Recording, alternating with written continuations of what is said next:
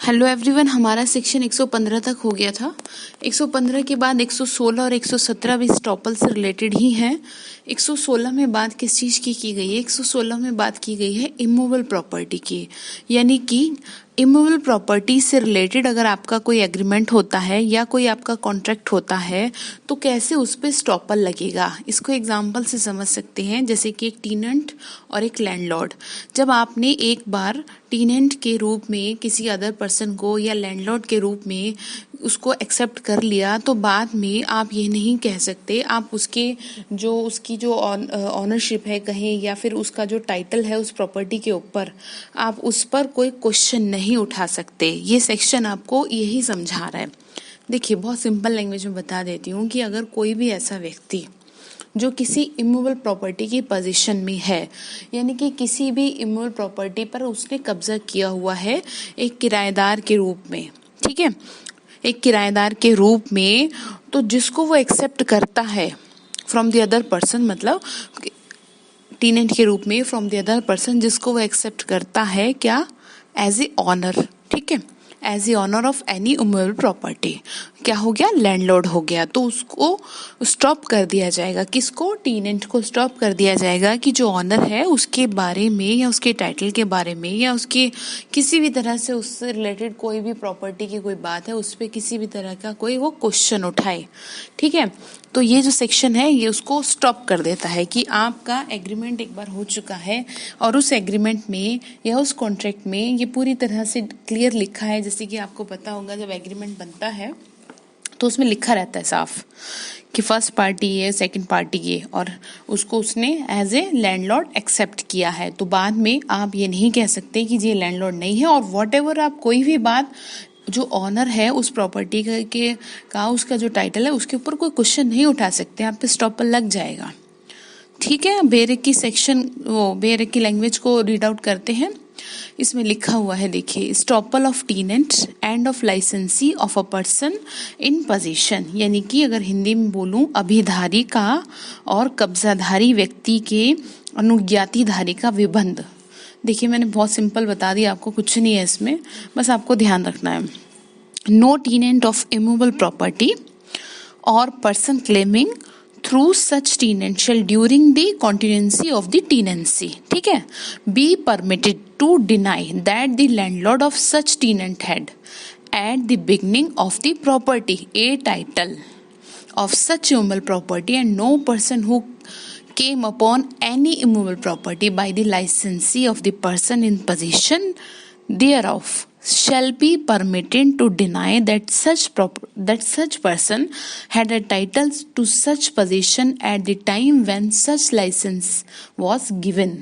यानी कि लाइसेंस वाली बात मैं भी आपको बताती हूँ कि स्थावर संपत्ति जो है किसी भी अभिधारी का या विधारी से जो एक राइट उसका हुआ है उसमें दावा उत्पन्न करने वाले किसी भी व्यक्ति को, ठीक है, किसी भी व्यक्ति को ऐसी अभिभूति कि चालू रहते हुए उसका प्रख्यान करने नहीं दिया जाएगा, यानी कि उसको नहीं उस पे कोई सवाल उठने दिया जाएगा जब कि वो उस चीज के उसमें है, कॉन्टिन्यूंसी में है, ठीक है। देखिए, कहने का मतलब ये है कि एक रिलेशनशिप मैंने बता दिया आपको, इसका टीनेंट का और एक लैंडलॉर्ड का। दूसरा इसमें जो बात की गई है वो लाइसेंसी और लाइसेंसर की बात की गई है।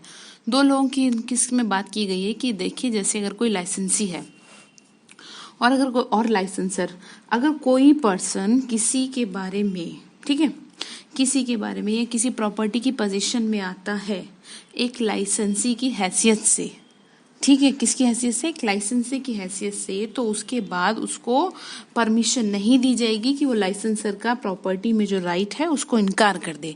एक बार जो उसकी पोजीशन में आ गया और उसी हैसियत से आ गया तो उसको इनकार करने नहीं दिया जाएगा इस चीज के लिए।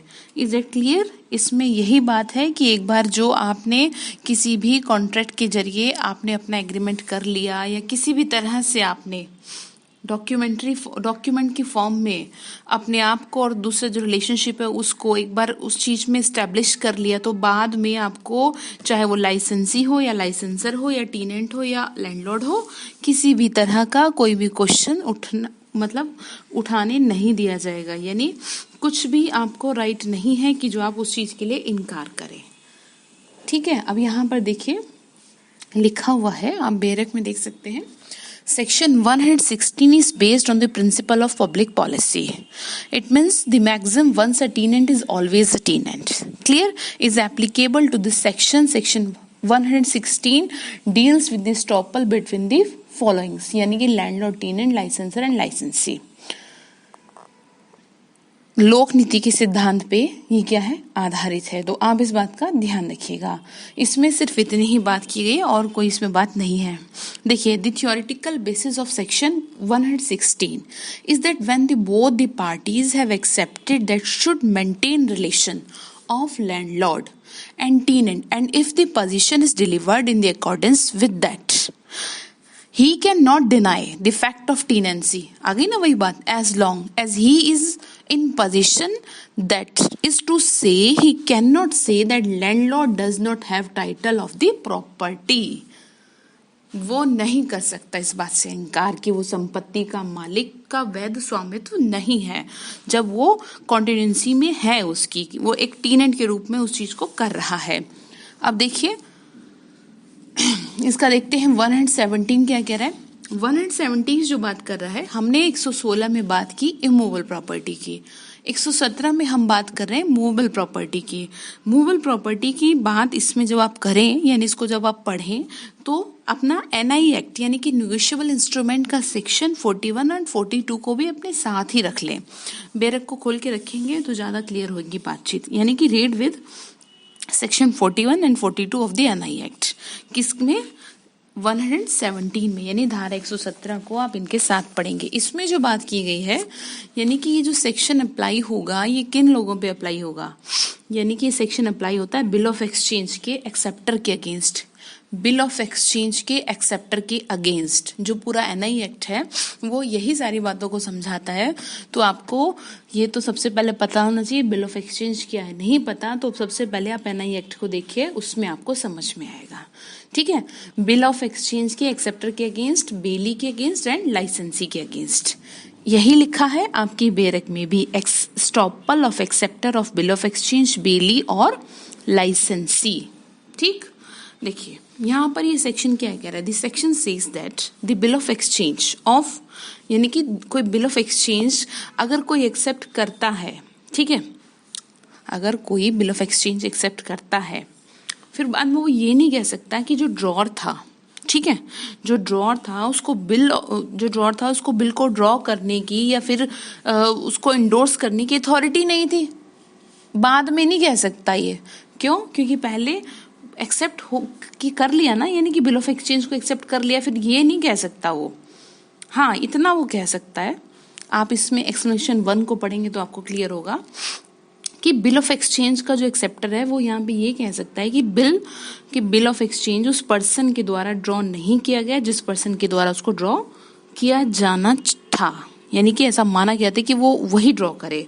कोई भी बेली या लाइसेंसी इस बात से बिल्कुल भी मना नहीं कर सकता कि जो बेलर है या फिर वो जो लाइसेंसर है, जब वो बेलमेंट कर रहा था या वो लाइसेंस दे रहा था उस टाइम पर उसको ऐसा बेलमेंट देने की या लाइसेंस ग्रांट करने की अथॉरिटी नहीं थी। ये नहीं कह सकता, आप इस बात का ध्यान रखिएगा, मना नहीं कर सकता इस बात के लिए। ठीक है, अब इसका जो एक्सप्लेनेशन आपका 2 है ये भी इसी से रिलेटेड है। ठीक है, बेरक की लैंग्वेज को देखते हैं। देखिए, बेरक में लिखा है no acceptor of a bill of exchange shall be permitted.